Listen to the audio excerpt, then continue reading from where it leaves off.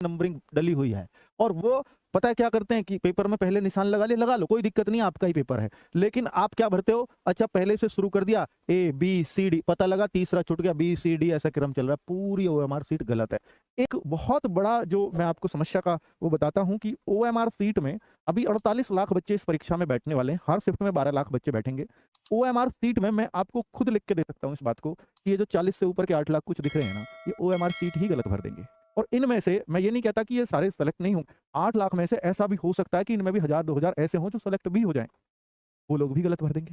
Selection वाले भी। हाँ, अगर आप ये मानते हो कि मैं ओवर स्मार्ट हूँ, मुझे तो बहुत अच्छे से आंसर सीट ओएमआर सीट भरनी आती है, मुझे कोई टेंशन नहीं है, तो देखिए फिर भी आप भूल में हैं, क्योंकि मैंने ऐसे बच्चों को ओएमआर सीट गलत करते देखा है जो सीजीएल के मेंस में बैठ करके सिलेक्शन के इंस्पेक्टर पोस्ट की हकदार हैं, और भाई वहां भी वो ओएमआर सीट को गलत भर जाते हैं और जीरो मार्किंग में आ जाते हैं। ऑफलाइन का सबसे बड़ा दर्द यही है कि ओएमआर सीट यहाँ पर गलत भरते ही आपकी जीरो मार्किंग होगी, तो इसको बहुत विशेष ध्यान देना। ओएमआर सीट जैसी यूपी पुलिस की आएगी, कैसी आएगी, जैसी 2018 में आई होगी, थोड़ा मोड़ा एक आध कॉलम चेंज हो सकता है, वो ओएमआर सीट आपको हो सकता है ऑनलाइन अवेलेबल हो जाए, हो सकता है ना भी हो, उस टाइम ऑनलाइन का इतना रोल नहीं थे। तो मैं इसके लिए एक ओएमआर सीट जो फॉर्मेट भर्ती बोर्ड का रहता है वो मैं आपको प्रोवाइड करवा दूंगा बच्चे, वो मैं अपने व्हाट्सएप चैनल पर डाल दूंगा, इस वीडियो के डिस्क्रिप्शन में व्हाट्सएप चैनल दिया हुआ है, उस पर मैं डाल दूंगा, और ऐसी छोटी छोटी चीजें जानकारियां मैं वहां डालता रहता हूँ। ठीक है, उस पर मैं खुद ही अपडेट रहता हूँ, मैं खुद ही उस पर मैसेज करता हूँ, मैं वैसे एक ही चीज़ चलाता हूँ अपने हाथों से अपने सोशल मीडिया का, वो है मेरा अपना व्हाट्सएप चैनल, और कुछ नहीं।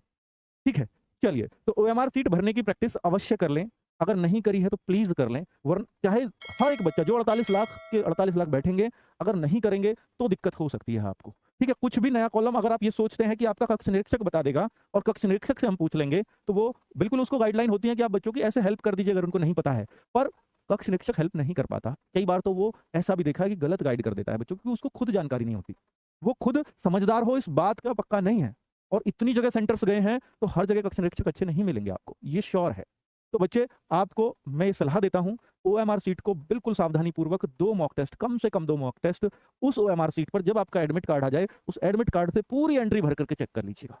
एंट्री भरने के लिए 5 मिनट आपको अलग से दिए जा रहे हैं पेपर में, इस बार प्लीज सही से भरिएगा। ठीक है, आपके चाहे पेपर के भी, अगर आपके पेपर के भी 2 मिनट उसमें एक्स्ट्रा खर्च हो जाते हैं ओएमआर सीट भरने में, कर दीजिए, क्योंकि बच्चों वो ओएमआर सीट ही है आपकी यूपी पुलिस के लिए की गई मेहनत, वरना सब बेकार है। कम से कम 2 से 3 मॉक टेस्ट, देखिए मैं ऑनलाइन वाला टीचर हूं, लेकिन मैं आपको एक सलाह दूंगा कि आप ऑफलाइन मॉक अवश्य देकर जाएं, कम से कम 2 या 3। जो बच्चे ऑफलाइन मॉक नहीं दे रहे हैं उनको बहुत दर्द होने वाला है वहां पर। क्यों? ऑनलाइन की जिसको आदत हो गई मोबाइल में देने की, जिसको सिस्टम पे देने की, वो एक दर्द वहां फील करोगे कि मेरा टाइम कैसे कम रह गया, कभी मेरे को ऑनलाइन टेस्ट में कभी टाइम कम नहीं पड़ा, क्योंकि ओएमआर सीट भी कुछ समय मांगती है आपसे गोले भरने के लिए,